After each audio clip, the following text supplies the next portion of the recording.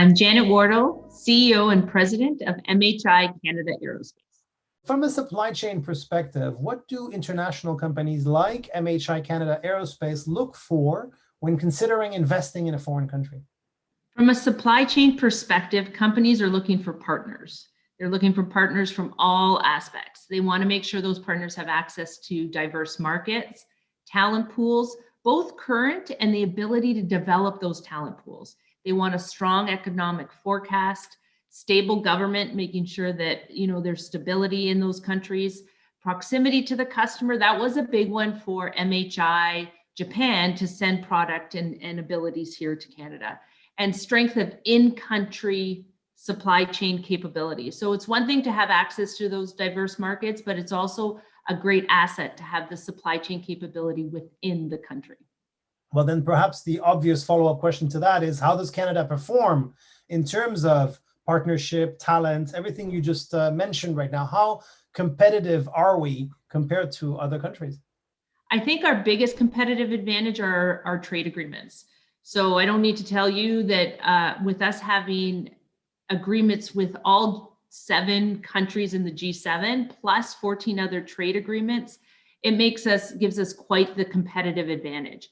The ability to trade, though, needs to be also supplemented by a really good transportation infrastructure, which we have. We have air, rail, road, sea, that really helps us, kind of move that product and be diverse.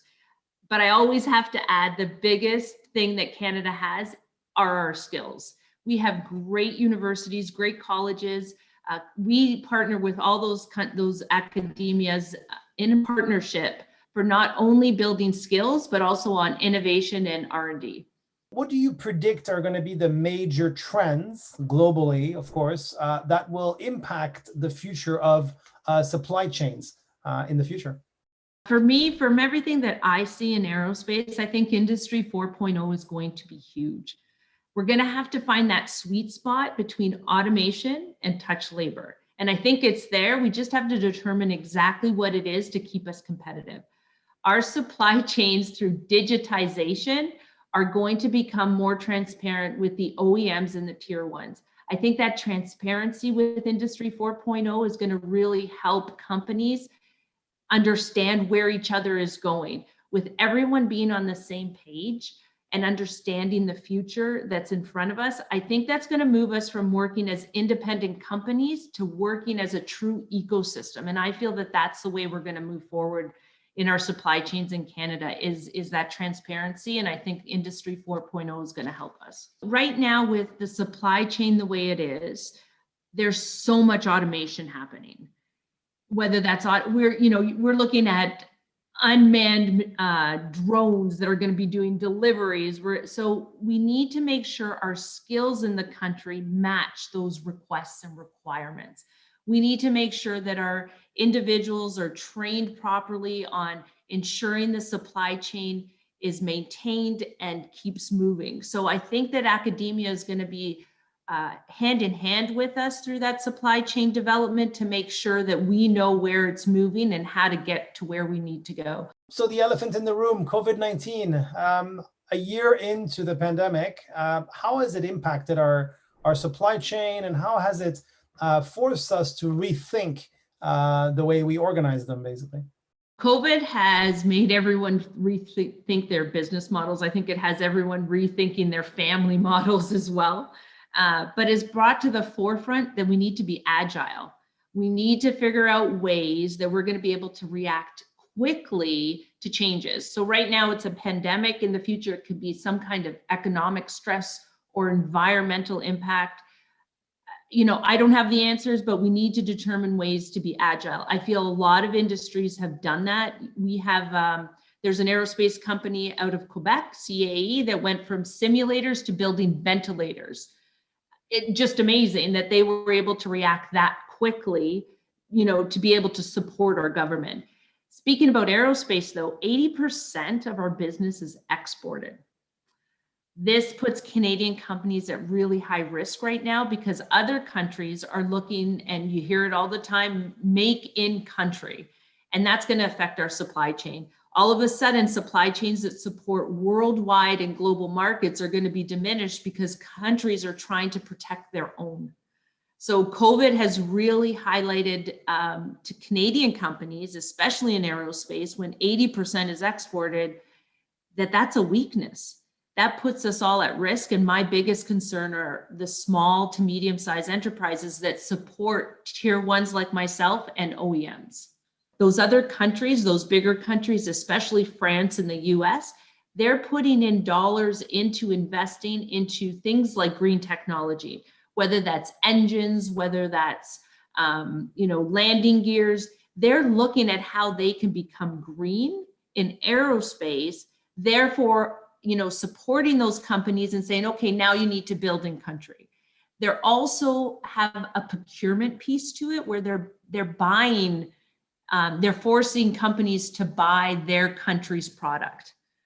I don't know, Florent, how we compete with that, except that we need to build technologies in Canada. So green technologies, sustainable energy technologies. And I think we have the skill sets. We definitely have the talent pool and the capabilities to do it. The problem is we need to be able to work with our government, with tier ones, OEMs, and this whole supply chain ecosystem to build that, to make sure that we're ready. Again, we have the talent to do it. I'm worried that talent is going to go to the US and the UK to develop those technologies when we have it here in Canada. As the president and CEO of a foreign-owned Canadian manufacturing company, what is your view of foreign direct investment? I mean, some may say, well, I'm not sure I want more because they would compete with me. Others, and I hear that actually a bit more often, say, no, we want the ecosystem to grow. We want to grow the pie and find, complementarity. How do you view foreign investment also for folks who may see it as a threat? From a standpoint of putting investment into Canada, again, I feel that it's important that we don't want to stand alone as Canada. We want to build on those agreements that we have. We want to work with those other countries. It would be almost counterintuitive, in my opinion, if everybody was working on an eco-friendly engine and you had every country working on an eco, and then one country gets there first and then everything else that you put your money towards, in those other countries kind of go to the wayside. So I kind of feel if there was a way that governments, OEMs, tier ones all work together on one strategy and said, okay, we're going to go for, green technology. We're going to go for, in-country procurement. We're going to do these things, work together and make sure we're all spending our investment in innovation on the same things. I think that would help us. And I think having those other countries involved in those conversations are going to be important. So if you had, and perhaps this is an opportunity to wrap up and sort of summarize what you've shared with us, if you had sort of a 1-minute opportunity to pitch an audience of foreign investors as to why they should consider Canada for their next investment, what would you say in about a minute or so? So there's a lot of things that I think Canada has to offer. I think the Canadian government has done a lot for investment. You look at 20 years ago when the taxation was close to 40%. Now new investment, it's closer to 15%. That's huge. I think I would tell a foreign investor that Canada is the place to invest. Not only do we have the talent far beyond others, I think that our university, our technical schools are amazing. The government supports us with all the trade agreements, the access to markets. I also would tell a foreign investor that Canada is a partner, is a true partner. We would be transparent. We would work with them, not against them, not try to take all, the protectionism of bringing it all to Canada, but work with people as a partner. And I think that that's what we need more of in the supply chain ecosystem, are partners. And I think Canada is definitely a partner. If you went back to Mitsubishi Heavy Industries and asked that, they're involved with all levels of our government, federal, provincial, even, here in Mississauga with our mayor. So they know that we have support from our government and they know that that's important. So I think that that's what I would kind of try to sell Canada from a standpoint of talent and access to markets and the support of our governments, all levels.